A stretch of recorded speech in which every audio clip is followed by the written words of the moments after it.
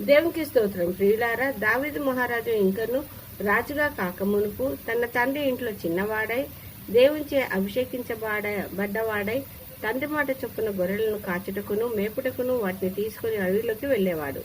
అతని అన్నలు సౌలు రాజు సైన్యంలో ఉద్యోగంలో చేసేవారు. అయితే ఒకరోజు ఫిలిస్తీన్లు ఇశ్రాయేలీలపైకి యుద్ధమునకు రాగా యుద్ధంలో ఇశ్రాయేలీలు వారిని ఓడించలేక సతమతమవుతూ ఉన్నారు. ఇంకా వారిపైకి గొలియాతును యుద్ధము చేయుటకు పంపినారు. ఇతను 6 అడుగుల ఎత్తైన వాడు, బలాఢ్యుడు, యుద్ధంలో ప్రావీణ్యతను పొందినవాడు.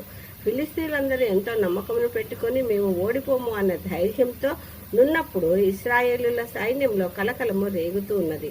మరియు ఇతన్ని ఓడించలేమేమోనని అనుకుంటూ ఉన్నారు. సౌలు రాజు కుంగిపోతూ ఉన్న సమయంలో తండ్రి మాటకు లోబడ్డ వాడై అన్నలకు ఆహారము తీసుకుని వచ్చినాడు దావీదు యుద్ధభూమికి. అయితే అక్కడ ఉన్న పరిస్థితిని తెలుసుకున్నవాడై తన దేవుడైన యెహోవా జనులు సున్నతి లేని ఫిలిస్తీన్ల ఎదుట ఓడిపోయి దేవునికి అవమానము తెచ్చుట ఇష్టము లేక రాజుతో, రాజా, నీ దాసుడనైన నేను ఆ గొలియాతుతో యుద్ధము చేసేదనగా నీవు చిన్నవాడవని ఒప్పుకొనకపోతే, రాజా, నేను చిన్నవాడనైనను నాకు తోడై ఉన్న నా దేవుడైన యెహోవా ఎంతో గొప్పవాడు. ఆయన తోడు సహాయం వలన నేను అడవిలో నా గొర్రెలను మేపగలుగుతున్నాను, కాయగలుగుతున్నాను. ఇంకా భయంకరమైన ఎలుగుబంటిని సింహంతోనూ పోట్లాడి వాటిని చీల్చివేయగలిగిన నాకు అవకాశం ఇమ్మని అనగా అవకాశం ఇచ్చినాడు రాజు. అప్పుడు వడిసెలను 5 గులికరాలను తీసుకుని యుద్ధమునకు వెళ్ళగా గొలియాతు తనను చూచి, బాలుడవు, అందమైన వాడవు, అంటే యుద్ధము ఎన్నడూ చేయని వాడవై కుక్కను కొట్టుటకు వచ్చినట్టు కర్రను చేత పట్టుకుని నాతో యుద్ధము చేయుటకు వచ్చితివా?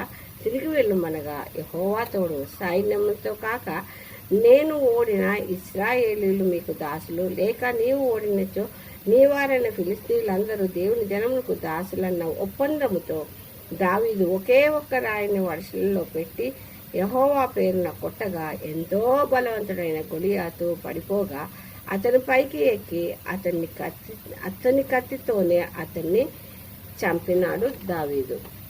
అప్పుడు స్త్రీలందరూ సౌలు 1000, దావీదు 10,000 మందిని హతము చేసినారని గానమును ఆలపించగా ఈర్ష్యతో సౌలు రాజు దావీదు చేసిన సహాయంను మర్చి దావీదుని చంపవలన తరుముచుండగా ఎన్గేది అరణ్యంలో తిరుగులాడుచు ఎదుల్లాము కొండ గుహల్లో దాక్కొనగా ఆ గుహ చుట్టూ శత్రువుల సైన్యము చుట్టుకొని ఉన్నది. అతడిని గుడారంలో వేసుకొని కాపలాగా పట్టుకొనుటకై ఉన్నారు. అయితే ప్రియులారా, తన ప్రజలకు కాపరిగా ఉన్న మన ప్రభువు వారికి తోడై సహాయకుడై ఉండును. ఇదే కాక అన్ని పరిస్థితుల్లో ఆయన ఆధీనంలో ఉంటాయి. ఎందుకనగా దేవుని తోడున్న దావీదును పట్టుకొనలేదు సౌలు, అతని చూడనైనా చూడలేదు. కానీ దావీదు సైన్యముకు శంఖా నివారణ చేయుటకై మూత్రము విసర్జించుటకై వెళ్ళుతున్న సౌలును చూపుటయే కాక అతను నిద్రించుచుండగా అతని గుడారంలోనికి దావీదు వెళ్ళి అతని చెంగును కత్తిరించి తన వద్దనున్న నీళ్లబుడ్డిని తీసుకున్నాడు. దేవుడు అభిషేకించిన ఇతనిని దేవుడే చూచుకున్నని ఏమి చేయకయే వెళ్ళిపోయినాడు. ఈ విధంగా సౌలును దావీదు క్షమించాడు, పరిశుద్ధంగా జీవించమన్నాడు, సమాధానమును చూపాడు.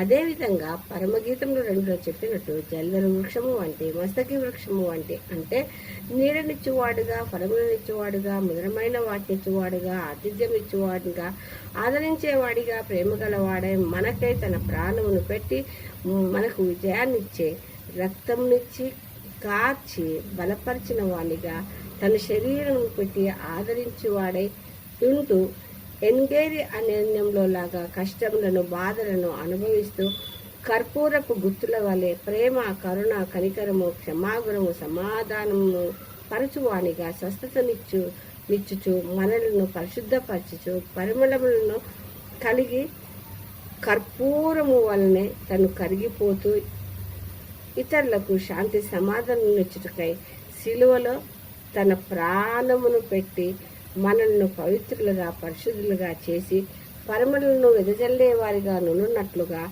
చేసిన ప్రభువుకై శూలమతి అనగా సంఘము, అంటే మనమందరం దేవుని పొలములో పోయి సొగసైన కన్నులకు విందును కలిగించే ఇరుక్కులో, ఇబ్బందుల్లో, కష్టాల్లో, పాపంలో పడకుండా చుట్టూ మురికి ఉన్నప్పటికీ తన అందాన్ని చూపు పద్మం వంటి వారమై స్నేహాన్ని ప్రేమను కురిపించే ఆకర్షించే వారిగా స్త్రీలలో ఉన్నతమైన దానిగా ఉంటూ హృదయం అనే తలుపును తట్టుచూ ఉన్న ప్రభువును ఆయనను హృదయంలోనికి ఆహ్వానించి ఆయనకు ఇష్టమైన వారిగా పరిశుద్ధులుగా క్షమించే వారిగాను సమాధానకర్తలుగాను జీవిద్దాము. ఆ విధంగా జీవించుటకే ఆయన ఆత్మ సహాయాన్ని కోరుదాము. ఇంకా ఈ అంత్యదినములలో ఏ పరిస్థితులకు భయపడక అన్ని పరిస్థితులన్నీ ఆయన ఆధీనంలో ఉంటాయని నమ్మి ఆయన యందు విశ్వాసం ఉంచి ఆయన తోడు సహాయంతో ఆయనకు మహిమ కలుగులాగున జీవించుటకై ప్రార్థిద్దాము. ఈ కొద్ది వాక్యము దేవుడు దీవించును గాక. ఆమేన్, ఆమేన్, ఆమేన్.